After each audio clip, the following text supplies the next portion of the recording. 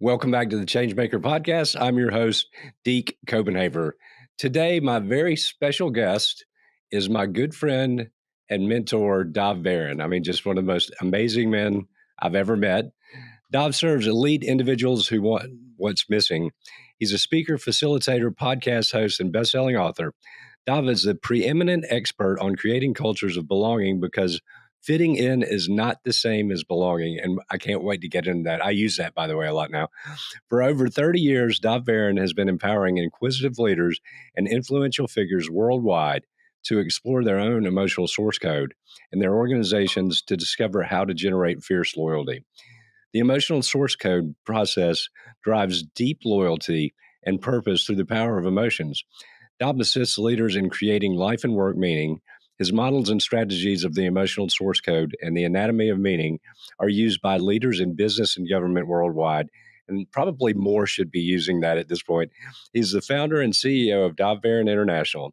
Dov has been named a top 30 global leadership guru 5 times and an Inc. magazine top leadership speaker twice. And the list just goes on and on. He's written for, been interviewed by many media outlets, including CEO World, CNN, El Italia, Entrepreneur, and Fox.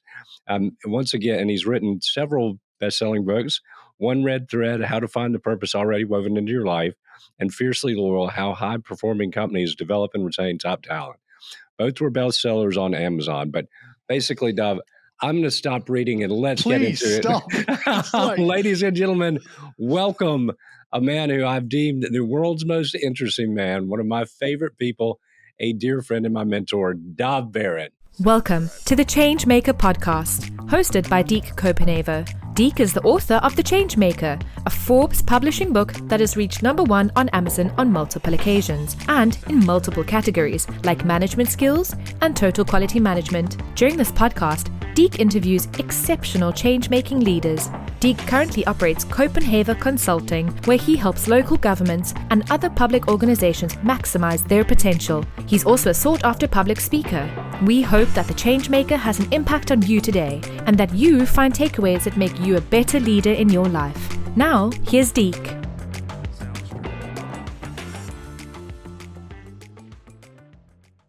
Cheers, Deke. It's always a pleasure and an honor to speak with you, mate. I'm deeply grateful to be here. I'm just deeply grateful to have a combo with you. We haven't caught up in a little while, and it's always so great to see you. The last time I seen you, you looked like you might be the mayor of Augusta, and now you look like you might have escaped from the 60s. Well, and hey, man, how about this? My voice is pretty much all the way back. I did an interview last week, and I was telling Ethan, I said, I think that's the first one that I've done that it's been strong all the way through, but you're my 4th interview this week. And so I'll tell you a funny story. So I went to see my surgeon that didn't have to do surgery in Houston at MD Anderson. And he goes, I'm like, man, my voice just keeps getting better. He goes, well, sometimes the nerves can regenerate, but we'd have to do surgery on you to check that. And I'm like, not no, but hell no. You didn't have to cut on my throat before, and don't do it now. Yeah, but I think I'll pass. I think I'll pass. But just for our listeners and viewers that didn't catch you the first time, just tell us a little bit about yourself. I mean, you have just such an interesting background and story to tell. Thanks, Deke. I appreciate that, mate. Quick sort of Reader's Digest overview. Born in Northern England, end of the 50s. Grew up in abject poverty, crime, violence, abuse, and addiction was around me at every possible turn.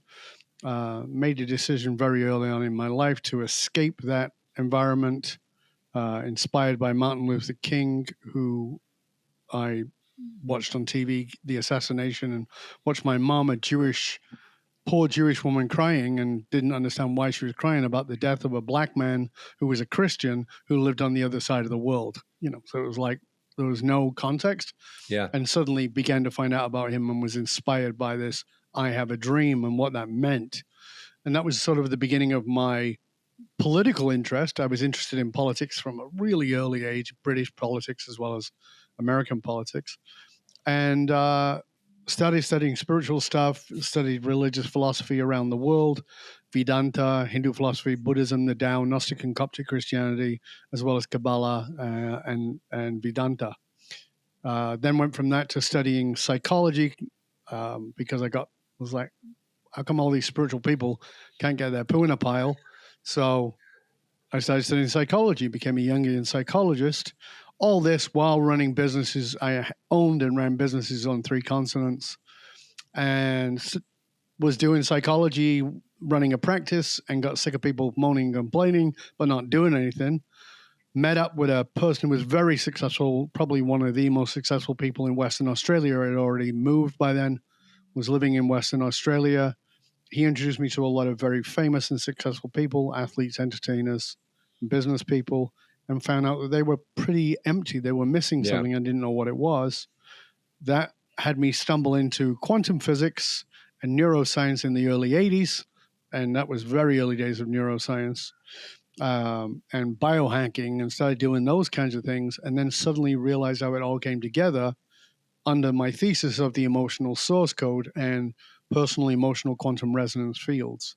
That's all a bit highfalutin there. But what it means is that everybody's operating out of a certain system, and we operate out of a system individually, and we get very attached to that system, and collectively, whether that's as a family or a faith or a nation, it doesn't matter what it is. And under stress, we regress. Under stress, we will pull back to this identity, and we'll be less than our best self because we'll be in survival mode. That's kind of a rough overview, quick, fast as I can do it. So Ethan, my producer, I'm like, you're going to love this guy. He's like, well, I don't know what to expect. So his eyes are bugging out right now. but let's talk a little bit about that. My viewers and listeners know I pretty much went on a media diet 4 months ago or so and got off of social media in general. So sort of trying to empty myself. And I've been reading voraciously, studying, listening, just all the stuff to get the trash out of my system and put the good stuff back in, because the world feeds you a tremendous amount of junk food for sure that we consume like we're starving for some reason. But you spoke about identity, and I've done a lot of reading and studying on living into your true identity. And I'm a Christian, but it's basically whatever that what does God call you? It is not your title. I'm not, being mayor was not my identity. Being a Christian is not my identity.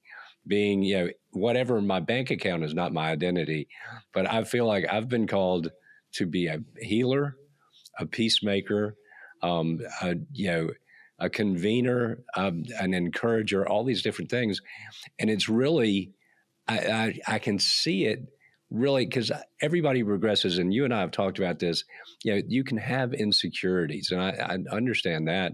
But when you become secure in your true identity, it seems like that those insecurities go away, or they have for me. And it's just so much more freeing when you're not trying to impress the Joneses or keep up with the Joneses, that you're being who you truly are called to be. I think that's very true. So let's just talk about, can we sort of break down what identity is first, just to help people understand? Yes, because you know better than I do. Right, because I think that this is where we get a little bit stuck. People do in the early days look for an identity, i.e. I'm a Christian, i.e. I'm a CEO, i.e. I'm a rock star, whatever it might be. We're looking for something to cling to. And that's because we are biologically tribal. Yeah. So we want a tribe that surrounds us and will support us if we're under threat. So we're looking for that tribe. Now, of course, the original tribe you're in is called your family. Yeah. And if you're in a tribe, and just to make this clear for everybody, if you've ever heard of or known anyone who was in a cult and you've judged them, here's the news. You're in a cult. Right? Your tribe is a cult. That's what it is. A cult is a place that has a set of rules, and if you break it, you will be pushed out of the tribe. Right? And so your family is a tribe. We're all Christians. If you're not going to go to church on Sunday, we're going to have to disown you. Or we're all Muslims, or we're all Hindus, or we're all Jews, or whatever it is. Right? So there's tribal rules, cult rules. That's the word cult and culture have the same root. Yeah. Right? You belong to something, that's part of something. And as long as you claim that tribe, you have to have an identity that fits inside of that. Now, if you are born into a tribe, a culture, a cult, a family where there's a misalignment. So, for instance, my family, as I talked about, abject poverty, violence, crime, nobody ever went into business. That was not a possibility. Nobody was spiritual, although on one side there was some religion, like my grandmother was Orthodox Jewish, but outside of that, that wasn't really it. So there were very specific things that I couldn't be. Now, this is important. When you're thinking about identity, think about your childhood. And again, this is not a criticism or a judgment on your childhood, but think about your childhood and think about what you were not allowed to be. Yeah. That, whatever that is, became disenfranchised. It was pushed away. It was shoved in a box somewhere. So in that childhood I just described to you about mine, I was spiritual. There was no room for that. I was artistic. No room for that. You better learn how to fight. You're going to get your ass kicked. Right? That's all. So you can't be spiritual. You can't be artistic. You can't be a poet, which is what I was. Couldn't be all those other softer quote things that I was. What do you have to be? You have to be a fighter. You have to be smart. You have to be street smart, but not too intelligent, because that's a threat too. So you can't do anything that threatens the culture, the tribe, the cult you're in. And so you disenfranchise, you box away those things, and then you start to gravitate towards building an identity that will be accepted in that environment so you can survive. This is not me I'm talking about. It's every one of us, human beings. That's what happens. Now, the problem is most people never grow up. And what do I mean by that is they remain in that tribe mentally, emotionally, even if not physically. Sometimes they literally live down the street from their mom and dad and they're 70. You know what I mean? Yeah. But they've never stepped away from questioning, is that really true for me? Is that really who I am? So we hold on to an identity without ever discovering, well, what's disenfranchised? Now, what's disenfranchised is not always good, but it's certainly not always bad. And what you kept is not necessarily good, but it's not necessarily bad. It's what you needed to survive. But if you don't evolve beyond it, you are going to keep clinging to it over and over again. And as you get older, you've got more resources which you can use to help you to facilitate out of the boxes that you built the identity on. Yeah. Or you can use it to reinforce the identity, which is what most people do. I'm a good Christian. Well, now I've got X amount of dollars coming in, so I'll do good Christian things to prove I'm a good Christian.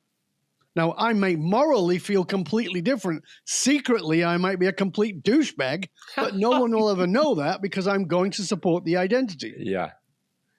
Well, there is so much colorful conversations. A colorful conversation. I love them, but there's so much to unpack there. But it is, it's interesting to me because I'm politically independent. Somebody said you're politically agnostic, and that might be closer to the truth because I'm pragmatic. I like to listen to different points of view that are not my own because you learn that way. I'm like, I don't think that you can grow and evolve as a person. And for me, my life is about constant evolution. But if you're only hanging around people that look like you, act like you, and think like you, you're not going to evolve or grow as a person. So for you to be raised in that environment, but then to have traveled the world and studied and been exposed to all these different cultures and all that, that's to me how you grow as a person. And I just, I'd be bored if I was not growing and learning as a person. But I'll give you an example. So I think I've shared with you, my father was a conservative Republican, my mother a liberal Democrat that never voted the same way in a presidential election in over 40 years of marriage. Had 5 kids. We just had my 13th great niece or nephew, 10 boys, 3 girls. But we have differing political views throughout my family. Nobody argues over politics because I think that's the tone that was set for our parents, that family is more important than politics. We love each other. We love to get together. I mean, it's genuine love and affection. But I as I say, so I was raised and I thought I was a Republican because my dad was a Republican. Then I got into my 20s and I started questioning, well, what do either party really believe or stand for? Which the answer to that question is a lot tougher now than it was when I was in my 20s. But I would ask people, when people would say, I'm a Republican, I'd say, well, why are you a Republican? My mom and dad are Republicans. I'm like, can you name me one plank in the Republican Party platform? Well, no. And I'm like, I think we, rather than just accept something and take it for granted, well, I'm that because my parents were that.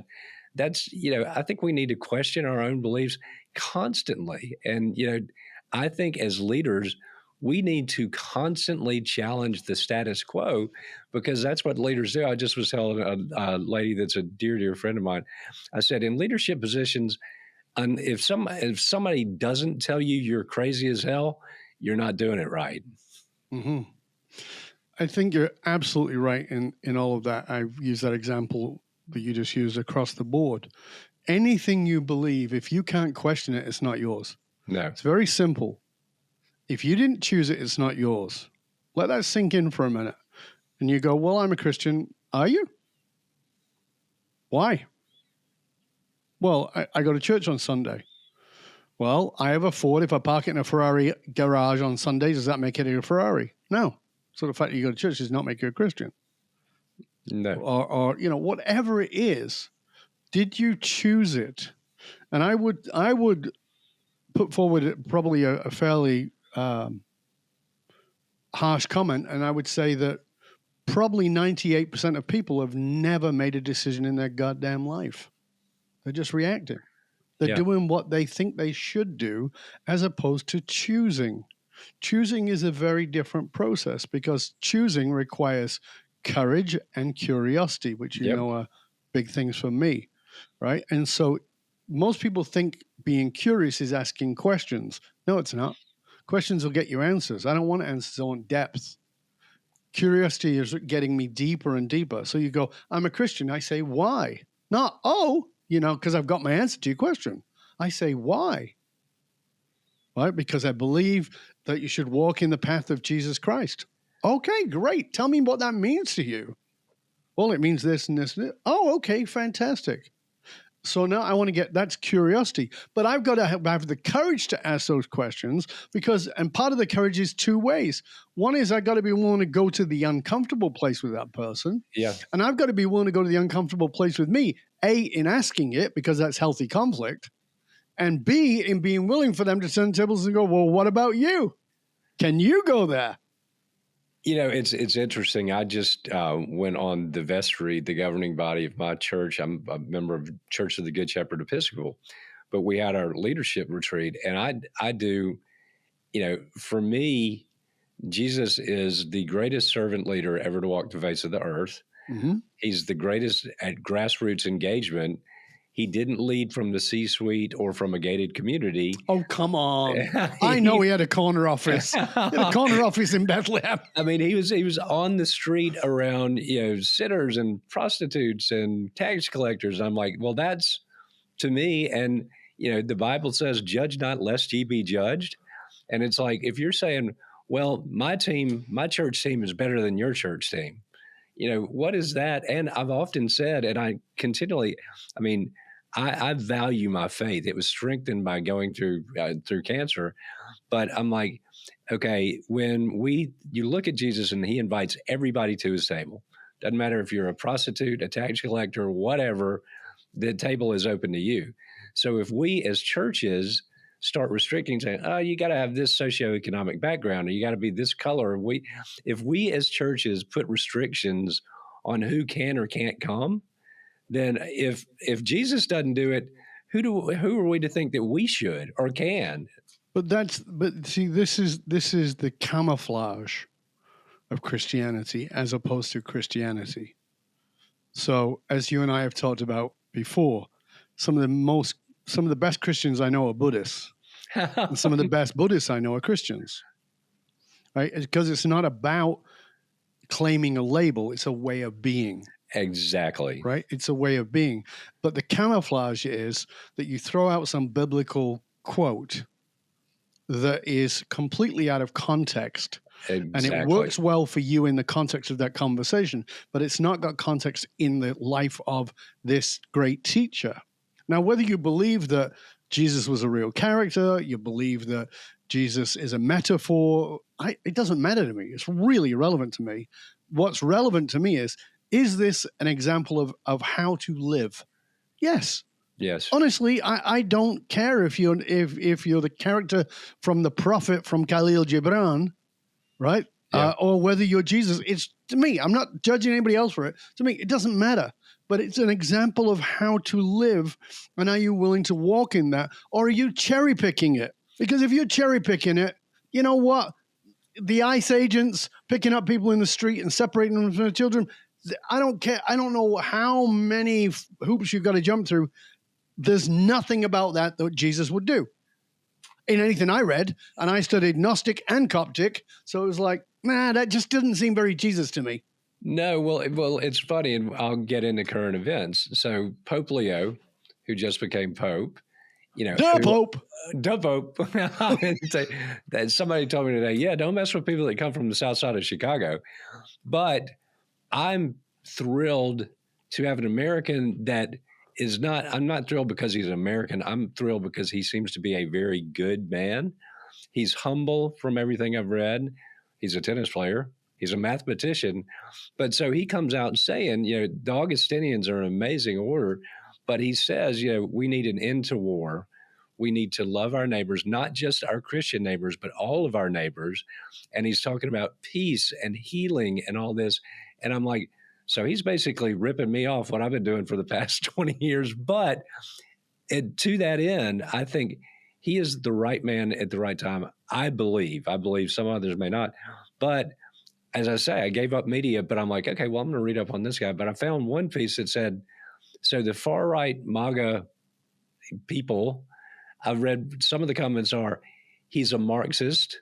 Yep. He's pro-immigration and all this. And I'm like, well, all of the characteristics I just listed, which I think are all humility, compassion, are all hallmarks of a good leader, which, oh, by the way, didn't Jesus exhibit those qualities?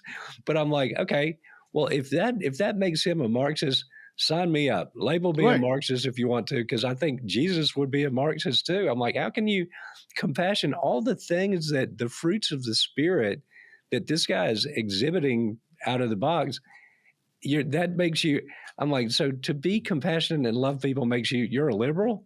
How does that work? Well, again, this is part of the psychology of the time we live in, which, I was talking about being able to question your cult. Yeah. You can't question your cult, so you go along with it. And if you don't, you're afraid you'll be ostracized. Yeah. And so people are agreeing to things that they wouldn't agree to in a moment of sanity, right? And so that's part of the challenge is, because, like you, I'm also a student of history. Yeah. And so what people don't know, there's all this talk about, this leader is too much like Adolf Hitler. I think that's kind of thrown around a bit too much personally. But let's just remember, if you go back to the churches in Germany during that time, you will find a swastika on one side of the church and the cross on the other. Yeah. And they talked about Christian Germans and that we have to get rid of the Jews because we have to bring Christendom back to Germany. Now, Adolf Hitler was not a Christian. No. He never claimed to be a Christian, but they used that leverage and they called him a Christian, but he never called himself a Christian. He just used the leverage. And so I can see the political game that's being played across the world on being anti-Muslim or anti-Jewish or anti-Hindu or whatever it is. No, here's the simple question. How do you live? Do you live with compassion? Do you live with love? Do you live with caring? How do you live? This is the question at the end of the day. If you're going to die and there is a God, and if you believe that, that's great. And there's a God who's going to say to you, how did you live? You said you were a Christian. Here's how Jesus lived. How do you think you measured up to that? You might find yourself downstairs with your feet on a fire. You know what I mean? Just, it's my guess. Well, and I love our conversations because learn so much. But I was having a conversation, and that's just, I love talking to people all over the place. My wife's like, even though you had esophageal cancer, it didn't stop you from talking. But I was having a conversation. Couldn't She's shut you up, Deke. Yeah, exactly. That is exactly what she says. But no, she is a wonderful lady who supported me through all that. But I'm very into the idea of solidarity now, because I think unity is thrown out there too often. And unity, a lot of people think, oh, that's everybody, joins hands and sings Kumbaya, and it's unity. Solidarity, on the other hand, is just people from all different walks of life standing together. And I mean, I think, Martin Luther King is a hero of mine, but I think of the Million Man March. But all of this, everything has to start small, in my opinion. I mean, I tell people, look, 99.9% of the people that live in the United States will never have any impact on Washington, but the world begins outside your front door. So if we can stand in solidarity and work together to improve the world around us, immediately around us, then we can start to change the dynamic of a nation or of the world. But it starts at the grassroots level, and it starts with just standing together in solidarity. That you don't even have to. I've told people that when I ran a political campaign, I'm like, you don't have to say anything. They're like, we can't do what you do. I'm like, you don't have to.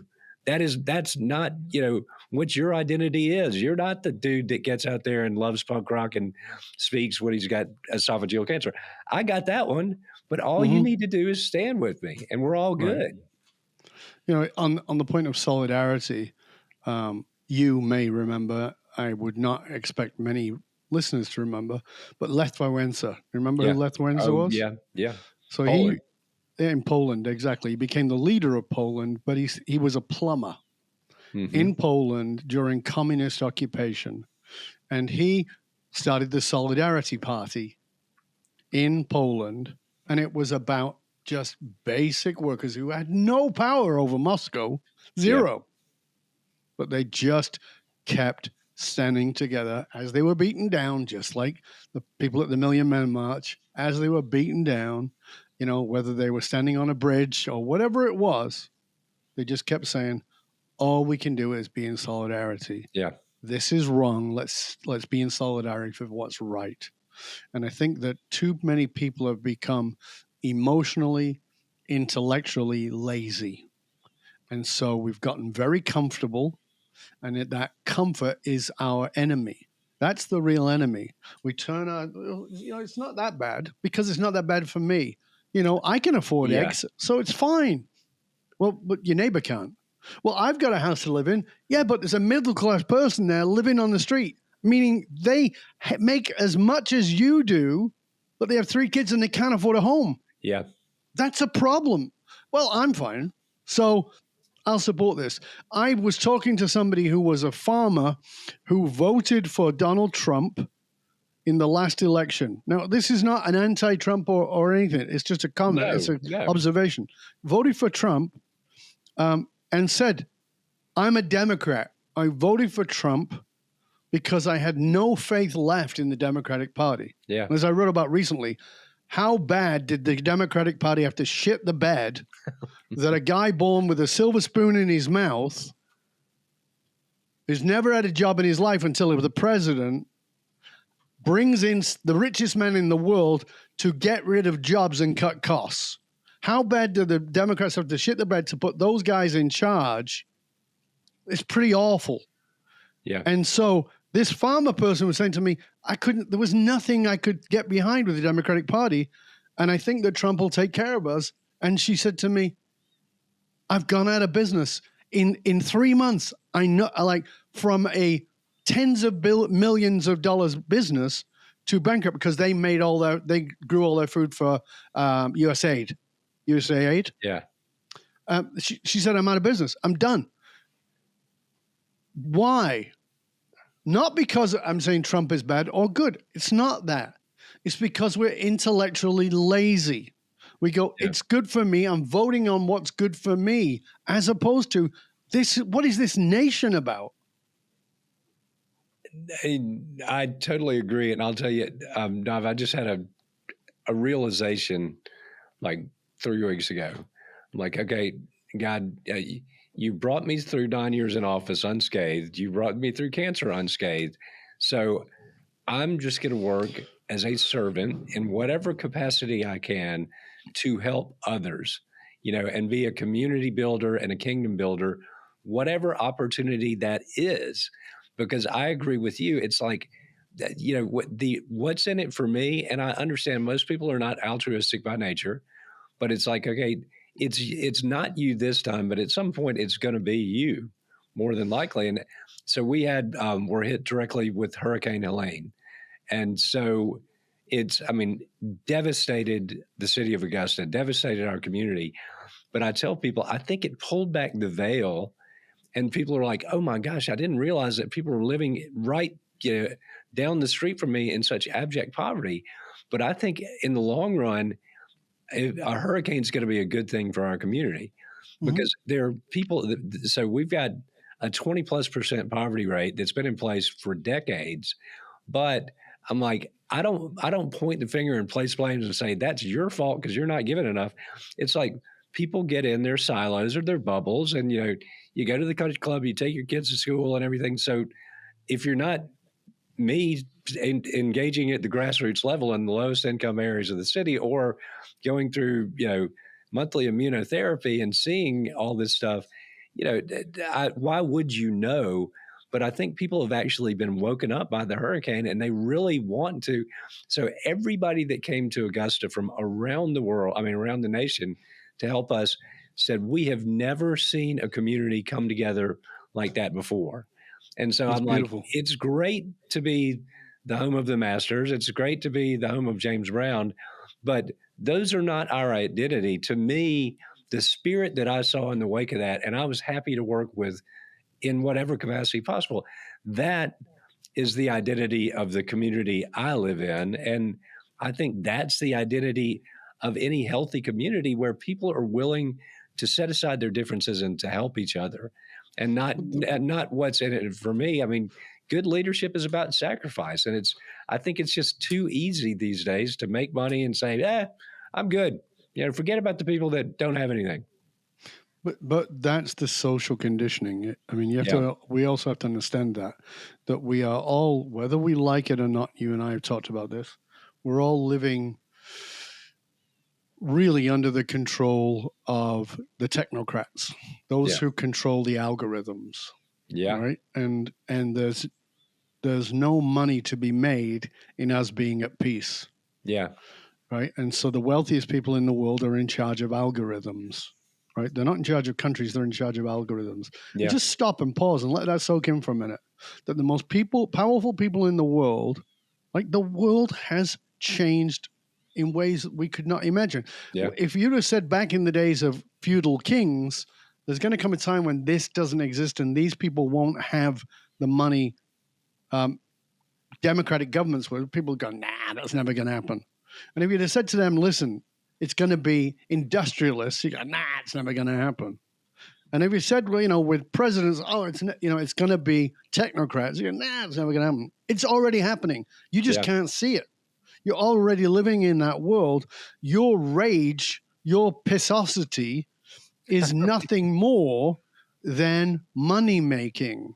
So the more you're engaged in an us versus them, rather than the solidarity of us, we're together, we're people, we're humans.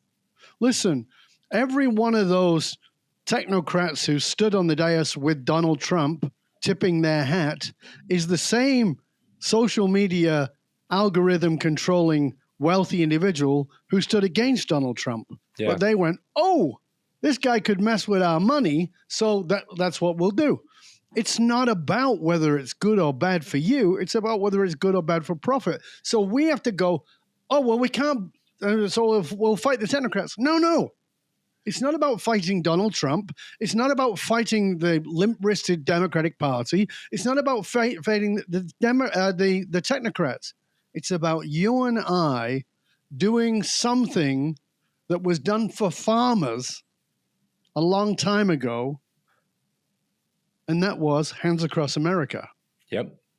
right? Where we just come together and go, you know what? I don't care if you're a Democrat or Republican. You're a human. Yep. You're a human. Oh, you're a Mexican American. You're a South American American. You're an Indian American, Chinese American, something American. Whatever you are, you're an immigrant. I don't care who you are. Unless you're First Nations. Okay. Well, let's just come together. No, and that to me is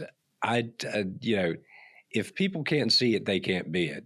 So you and I as leaders, we might not be technocrats and we might not be president of the United States of America, but we do have influence, but we've got to walk it like we talk it. And I agree with you. It's like, okay, look at Live Aid. We'll get into rock and roll in a bit. Of course. But how can we not? But it is possible to bring people together across all lines of difference. So we're going to, I did for Starts With Us, which is now Builders, that we're both movement partners with.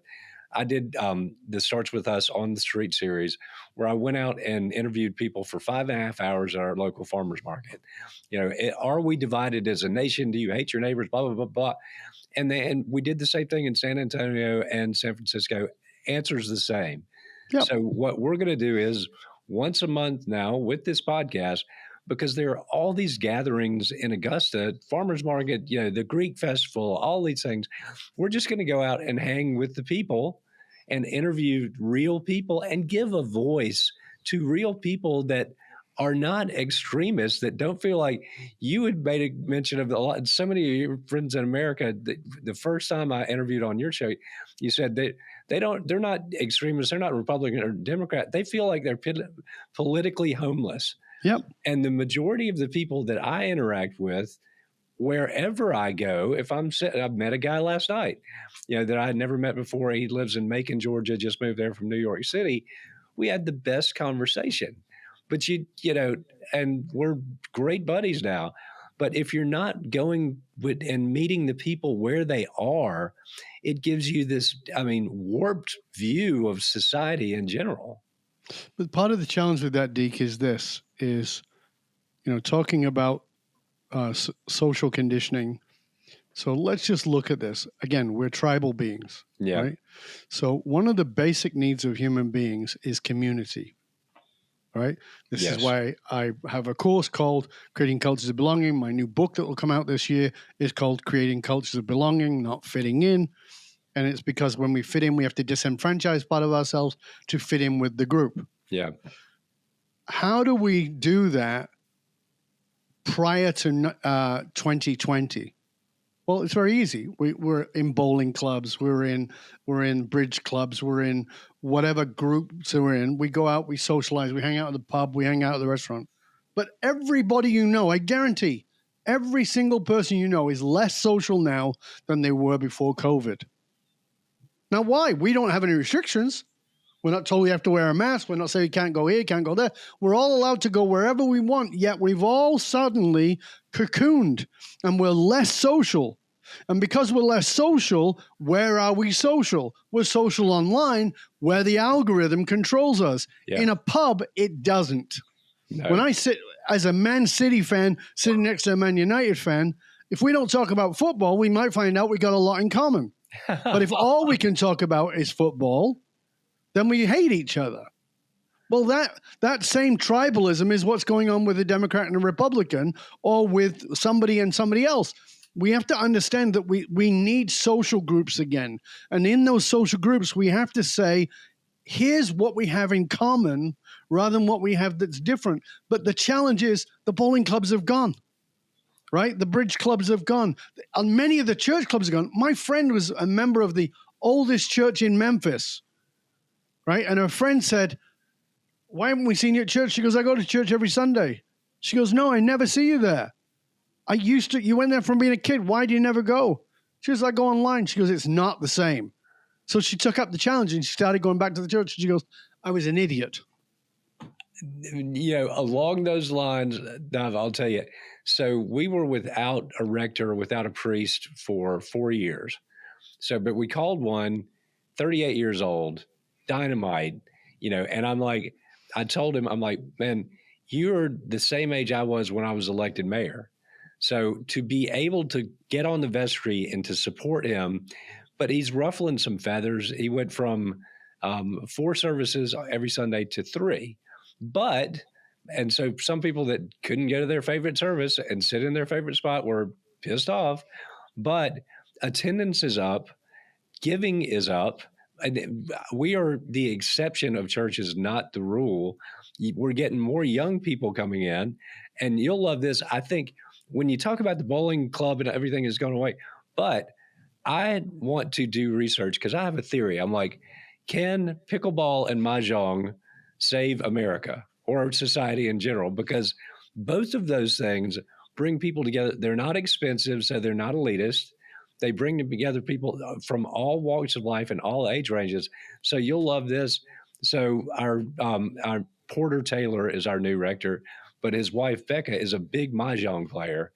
So we did mahjong at the church, and I've never played, but it was like 100. Somebody was telling me, they're like, we were at the church on a Sunday night, and we couldn't get a parking place.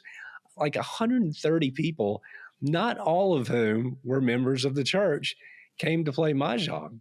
So I'm like, and I don't believe that society is so horribly broken that we're beyond the point of return, partially because I know guys like you, and I know that you're going to keep fighting and doing what you're doing and changing the world because you've helped teach me how to do that. But it's not, we need more mahjongs and we need more pickleballs. And I always thought the pickleball was, I'm like, that's old people.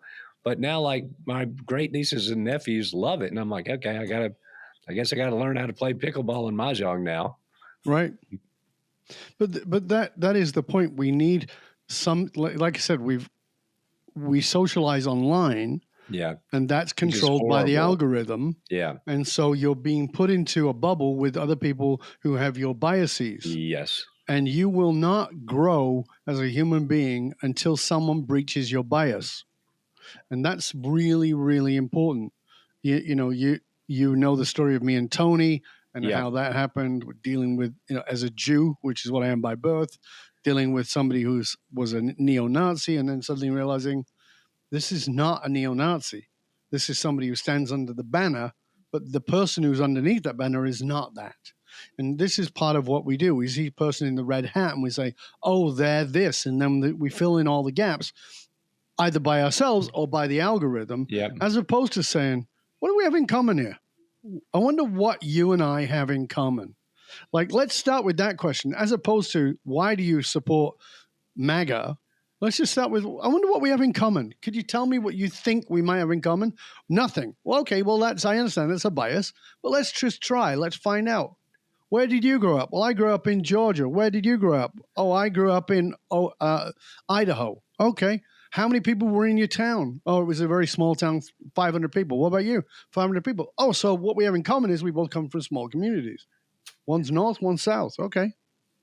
Well, so two thoughts on that. One, I had a cybersecurity expert on just a couple of days ago.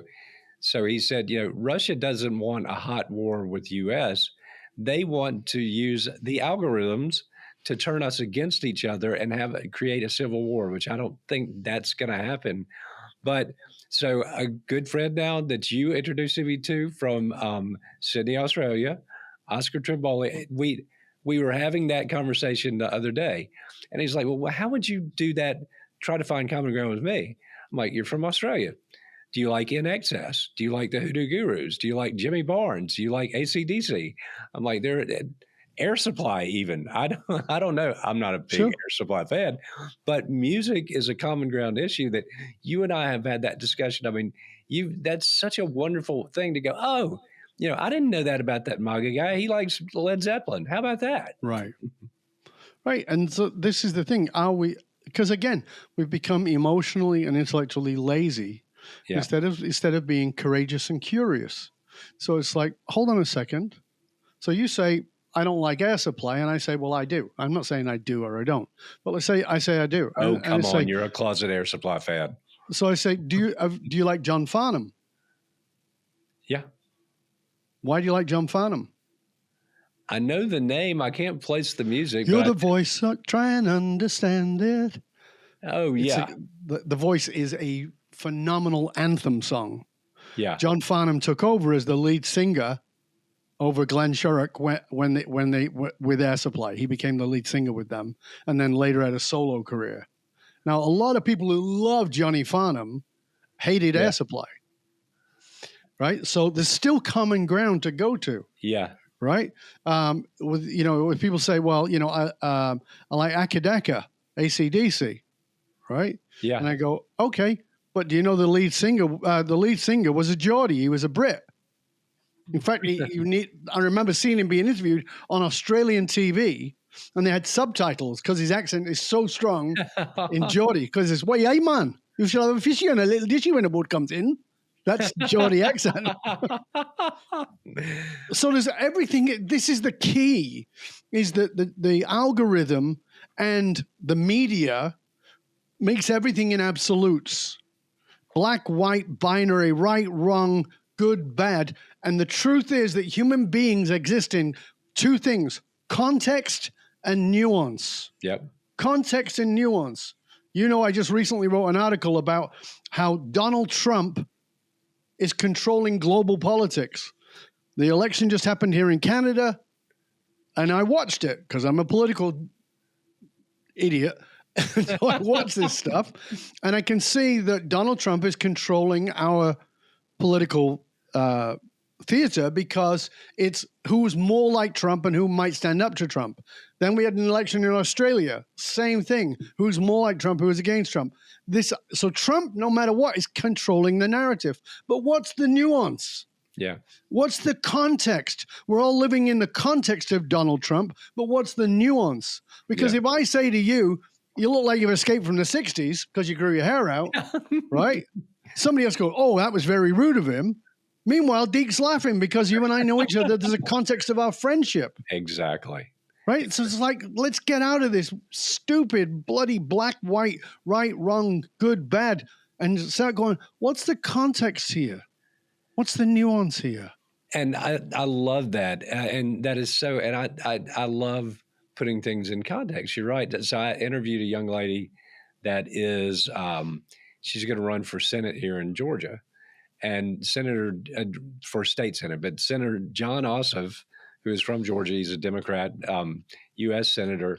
She was at a town hall meeting he had, and she laid into him, and she was angry about Trump needed to be impeached. And so, it went viral. And so a friend of mine who's going to run her campaign and said, will you bring her on the podcast? And I said, sure, as a favor to you. Well, I had not seen that clip yet. And I'm like, oh my gosh, is this going to be, I'm like, we didn't even talk about that moment. We just talked about what public service should look like and everything. And I'm like, that's just a good, but I based my idea of her on that out of context, her standing up. But that's what the media does, is it takes things out of context and the algorithms, but it's also assumption feeds bias, I think. Exactly. I'll give you a great example. AC/DC.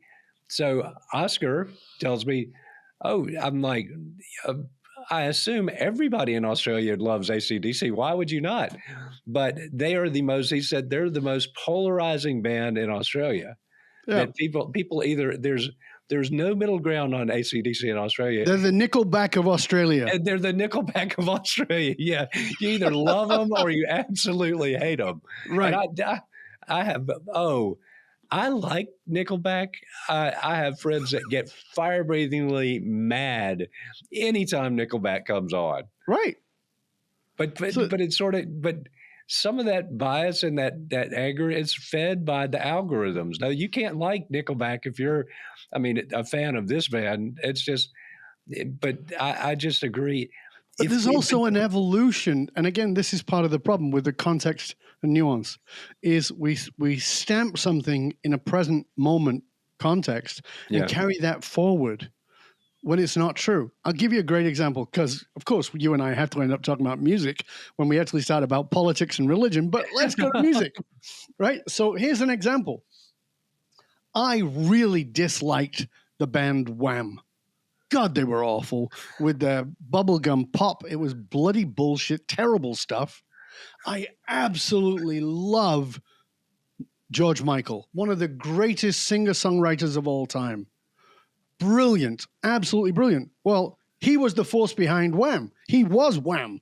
In fact, Andrew Ridgeley said, it was the other guy in Wham, said, there was no, I was just kind of a add-on, right? And he talks about how generous George Michael was to him and everybody else. He was an incredibly beautiful human being who did amazing things, but that most people never knew about. But he was an incredible songwriter, beautiful voice, master lyricist. The context is, I don't like George Michael. Why? He's Wham. No, that's Wham. Here's another context. Yeah. Here's another context. Jesus to a Child. Wow. What a song, right? Oh my God. But we don't do that, right? So there's lots of bands or music that I don't like. And then there's a shift. I loved After the Gold Rush and Harvest, Neil Young. Yeah. Superb. Brilliant. Love him to death. The later albums, I don't like them. Other people love them. I'm like, don't care. Right? There are Beatles albums I don't like, and I'm a huge Beatles fan. I don't have to absolutely be married to something. And I think that that's the problem with the tribalism is I'm going to go all in on this thing, and it becomes jingoistic. I'm an American, right or wrong. I'm a Christian, right or wrong. I'm a X, Y, Z, right or wrong, as opposed to I'm totally with this in this context right now. But if you change the context, I'm going to have a different opinion. Well, and but people like to, extremists like to use labels. It's like I say, the Pope being called a Marxist. It's like, that's an inflammatory term. And but I had a lady that I met last weekend that she's originally from Serbia, and she's a big dyed-in-the-wool Trump fan. She's also, I believe, a Catholic. But as soon as she heard that he was for open borders, which that's not even nuanced. That's not exactly what it's not what he said. She is anti-new Pope. But as you say, it's just so easier to just buy a label and go, well, I don't have to think about what that person is like because somebody's already done it for me and they've labeled them. So I'll just believe what they say. But I do believe people want nuance and they want context. The majority of people that I talk to these days do, but it's like I say, all the mainstream media for the most part is feeding us junk food. Politics is feeding us junk food. And I think if people are provided a healthy alternative, which I think you and I both provide, but we're going to be dangerous because people make so much money off of keeping people divided that, if we start bringing people together en masse and we are the world or Hands Across America, it's going to piss some people off. And I'm being a punk rock fan, that the authority are the dividers as far as I'm concerned. And so I'm willing to rebel against the authority of the dividers all day long because we're punk rock fans. That's what we're supposed to do. But, think about in the context of, because we're not in our 20s or 30s. And we grew up in an era where if you wanted the news, you went to go look for it. Yeah. Right? Now you don't have to look for the news. It's given to you all. And so what happens, and this is just, again, psychology and neuroscience, is we end up in cognitive overload. It's too much. Yep. I wrote that article about Donald Trump in his first 90 days, right? And it was just like, geez, it's just too much. I was talking to a friend of mine, and I said to him, "Salam alaikum," right? Now he's not Middle Eastern, but he got the joke because he's smart. And then he goes, "Yep, I know Trump's in the Middle East, right?" Yeah. Now you can argue, well, it's great, he's crossing those borders, blah blah blah. Yeah, sure, you can say that. You can talk about the plane. You can talk about the potential suspension of habeas corpus. You can talk about this, there's this issue, there's a new issue. And I said, and it's only Wednesday. Yeah. And this is only since Monday. It's cognitive overload. And so the default position for cognitive overload in human beings is shutdown. Yeah. We shut down. So we're watching Netflix and we go, oh, shit, I can't bear it anymore. So I'm just going to watch TV, or I'm going to watch comedy, and I'm not going to pay attention. And that's exactly where they want us to stop thinking and caring and loving, because we've retreated. So the cognitive overload is on purpose. Steve Bannon talks about it. He fully admits it. Flood the zone. Yeah. People stop thinking when you flood the zone. Our job is to continue to stay open. Our job is to displace the cognitive overload through meditation, through prayer, through writing, through journaling, through articles that are looking at both sides of things, getting ourselves grounded in love, in curiosity, in compassion, in courage, in saying, what do we have in common here? I totally agree. And I'll tell you, but here again, we've got to walk it like we talk it. It's like me getting off of social media. I could sit and think, well, I'm producing really valuable content that contributes good things to the world, and people love my corgi dogs. But I'm like, okay, I'm still there. There is a narcissism involved, whether I want to admit it or not, because even if I think it's good, valuable content that's contributed to the fabric of, society, I'm still looking for how many likes I'm getting. I'm still, trying to get that little high. But the endorphin bump or whatever it is.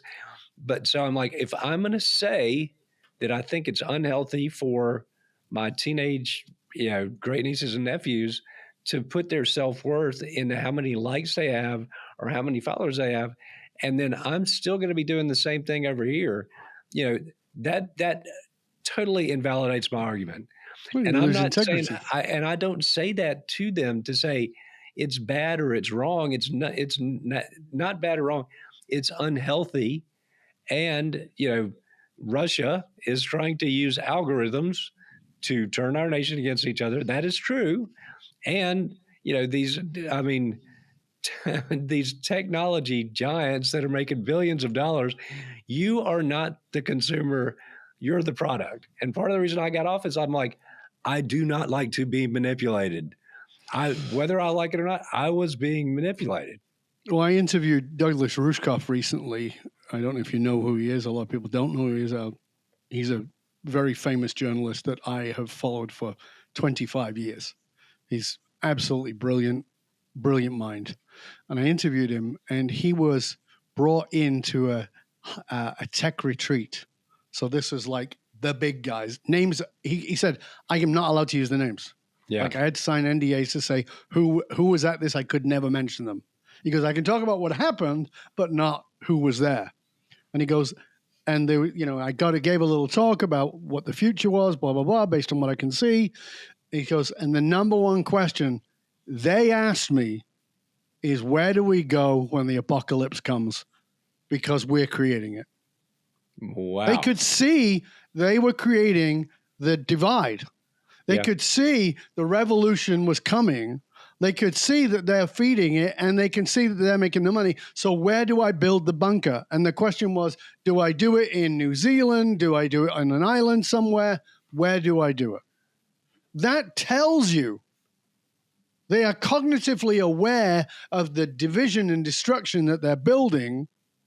And we, as you just said, are the product, not the consumer. We think we're the consumer. And we go, oh, it's great. I got social media for free. No, you didn't. You gave up everything for it. I know, I'm on it too. And so I've got a minister that I listen to a lot, and he was talking the other day about it. He was with an executive, I think it was in Italy, and they were looking at this body of water. And there's like a small fishing boat with like 6 guys on it having the time of their lives. And then there's a mega yacht, and they could only see one guy, probably the owner, the old man, sitting up top. And so the guy asked, what do you think that cost him to the minister? And he said, well, I don't know. And the executive said, everything. I would much rather be on the fishing boat with those 6 guys than be on that mega yacht. And I think that for me is, as you say, the power of community. I get so much energy through grassroots engagement, and it's just getting people out of their comfort zones. But I'm a punk rock fan and an old hippie at heart, but I believe we can, and we will turn this thing around. We've discussed who thought that 20-something-year-olds out of Seattle would change the world of music. I mean, nobody saw Nirvana coming. So we just need to go all Nirvana in political ways and social change ways. And it's happened across every field of, I want to just say this. If you are panicking now about the Trump regime, I want to tell you something that a friend of mine, who's a political friend of mine, asked me, what do you think about Trump and where this is going? This is 2014, right? When he was first stepped up and said, okay. Yeah. And I said, here's what you need to know. You can vote for Hillary, but you know she's corrupt. Everybody knows that. The Clinton Foundation is corrupt. You can say that's not true or whatever. It doesn't matter. Okay. You can vote for Trump and you can say that he's corrupt, but in a different way. And that's true too. You can argue about it, but it's true. Okay. But here's what you need to know. If you vote for Hillary, nothing will change. The system will remain in place as it is. Yeah. So that's what you're voting for, to keep things as corrupt and twisted but kind of even wall building machine that it is. And on the other hand, if you vote for Trump, you're voting for Nero. And he goes, what do you mean? I go, Nero. I said, Emperor Nero, the story is that he fiddled while Rome burned. Yeah. I said, Trump will fiddle while America burns. He will burn it to the ground. If you don't like what Hillary's doing and what Hillary will keep in place, vote for Trump, but you won't like the result for another 20 years. Yeah. Because it will have to create something else. I believe that the ultimate punk is Trump. He's going to burn the whole damn thing down and we will get something brand new. So be clear, just my judgment. I don't like it. I don't like the old system and I don't like Trump's version of doing this, but it is an evolution. It is a revolution. The phoenix cannot rise from the ashes if there was no fire. And that's what's happening right now. Shit's getting burned down. You can be upset about it. You can like it. You can dislike it. It doesn't matter. It's getting burned down because what's being asked of us is to come back to what matters. When the music industry went stale, the Sex Pistols came along and they burned it down. Guys who couldn't play a bloody instrument, who screamed into microphones, burned the system down. And out of it came an incredible movement that became the progression of music as we know it today. Elvis took Chuck Berry and turned it into something that brought black rhythm and blues into Western culture. It's a burn down, but we don't see that unless we're in it. Yeah. We look back and go, oh, it was so great. Elvis changed rock and roll. Yeah, no, there was a burn down. There was a lot of people who died in that process. When the Pistols came along, we look at, it was the transformation of music. Ian Jury came along, Ian Jury and the Blockheads, the Stranglers, and all the great punk bands came out of that. Hit Me With Your Rhythm Stick. It was fantastic. Elvis Costello, all that was born of that. Yeah, but it was a burn down. What was the burn down? It was the political situation in Britain under Margaret Thatcher that birthed the jam, that birthed all that music that was created, the unions and all of that. Music has always been part of that revolution. And it's really interesting. Take a look at how many bands exist today. How many bands are on the top of the charts? There's none. They don't exist. A single, because we're so centered on being the one that we don't collaborate even as a band. There was Nirvana. There was the Beatles. There was Nickelback. there were bands. Right? Yeah. There were bands that changed, but now it's all in the individual. You have to be beautiful. You have to be at a dance. You have to be sexy. You have to dress right. It's all singular. And that's the mentality we've been moved to, the singular mentality where we worship the individual. We worship Beyonce. We worship Taylor Swift. We worship these single individuals. And that's an insane amount of pressure for them And it's a part of the same game of getting us into the idolatry of the singular rather than the loving, courageous, curious, compassionate collective. That's where we need to go. Ladies and gentlemen, Dov Baron's Church of Rock and Roll. coming to a city near you. Well, Dov, I consider us band members because we riff off of each other and we collaborate. And so this has just been a wonderful time of riffing. But as we get down towards the end, I always ask the two questions.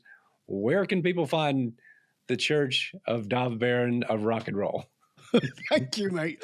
First of all, you can find me at dovbaron.com, DOVBARON.com. That's my main site. That has access to my podcast, The Dov Baron Show, which of course you'll find on all the usual outlets with amazing guests. We even at this weird Christian guy from the South. What's his name? Derek or something? No, Dirk. What is it? Dick. Dick. Yeah, it might be Dick. No, Deke. That's the guy. Yeah, Deke. He's on there. A bunch of other people, neuroscientists, politicians, quantum physicists, as well as CEOs and leaders, all on there. You can find me on YouTube. There's thousands of videos on there. I write for my blog on Curious Chronicles on Dov Baron. I also write for LinkedIn Weekly. These are deeper articles that go out, and you can find me across social media. Basically, if you Google Dov Baron, you're going to have enough to vomit on.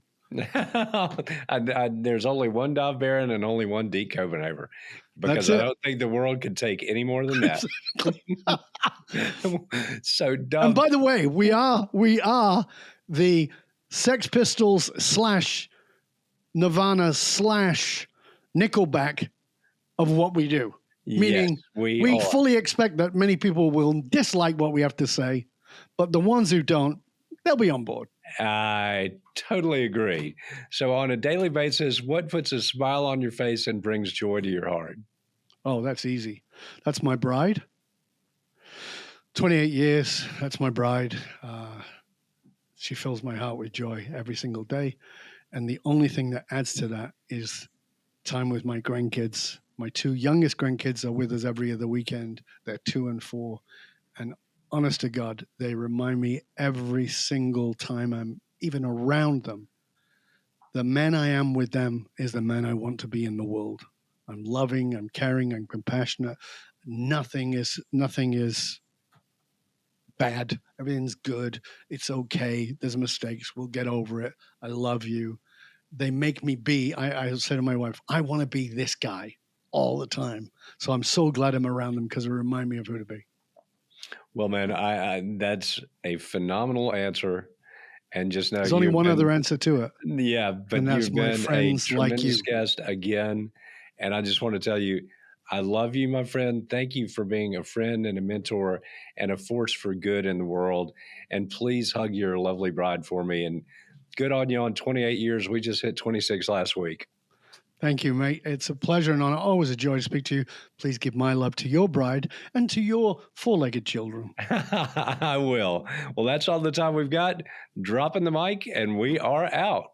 Hey, guys. Thanks for listening to or watching the Changemaker podcast today. Greatly appreciate it. If you're listening and you want to see the video, you can subscribe to our YouTube channel at Deke Copenhaver. That's pretty easy to remember, I would think. But really, we also want to remind you to like, subscribe, rate across all platforms, download. And if you're looking for a coach, a speaker, or anything, you know where to find me. Just email me at me@dekecopenhaver.com. And thanks so much for listening.